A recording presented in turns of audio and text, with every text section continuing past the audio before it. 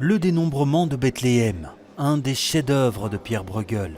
Il l'a peint à Bruxelles en 1566.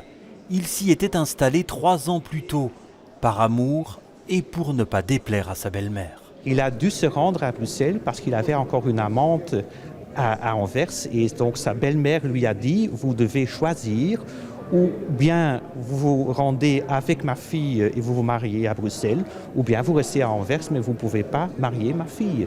C'est à Bruxelles aussi que ce paysage d'hiver voit le jour. Pierre Bruegel est alors au sommet de son art.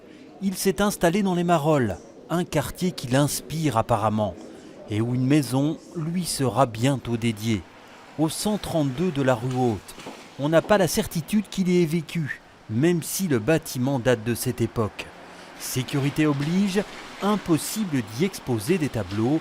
C'est donc au travers d'un spectacle multimédia que l'on évoquera son œuvre. D'abord la vie et les œuvres de Bruegel, et puis très important, parce que c'est un domaine qui est beaucoup moins étudié qu'Anvers, c'est donc la vie artistique à Bruxelles dans ce quartier, qui est aussi d'ailleurs le quartier des lissiers des tapissiers. Et il y avait une vie artistique foisonnante à l'époque ? Oui, c'est très important. Il y avait la cour à Bruxelles, on l'oublie souvent, et donc évidemment Anvers c'est une ville portuaire d'importance internationale, mais Bruxelles, c'était vraiment la cour, c'était le centre artistique de tout premier ordre. La maison a été léguée au musée par l'ancienne propriétaire. Il faudra attendre 2017 pour qu'elle ouvre ses portes, le temps nécessaire à sa restauration.